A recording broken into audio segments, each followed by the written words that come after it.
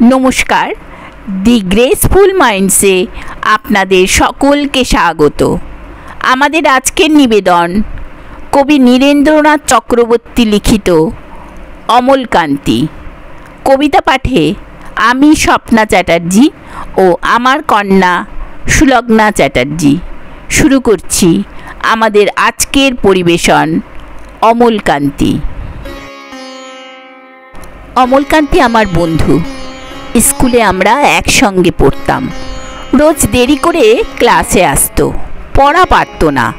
শব্দরূপ জিজ্ঞেস করলে এমন অবাক হয়ে জানলার দিকে তাকিয়ে থাকতো যে দেখে ভারী কষ্ট হতো আমাদের। আমরা কেউ মাস্টার হতে চেয়েছিলাম, কেউ ডাক্তার, কেউ উকিল।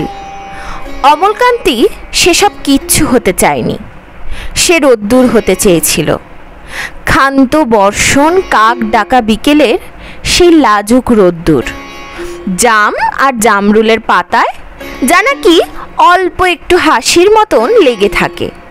আমরা কেউ মাস্টার হয়েছি, কেউ ডাক্তার, কেউ উকিল। অমলকান্তি রোদ্দুর হতে পারেনি। সে এখন অন্ধকার একটা ছাপাখানায় কাজ করে। মাঝে মাঝে আমার সঙ্গে দেখা করতে আসে, চা খায়, এটা ওটা গল্প করে, তারপর বলে উঠি তাহলে। আমি ওকে দরজা পর্যন্ত এগিয়ে দিয়ে আসি।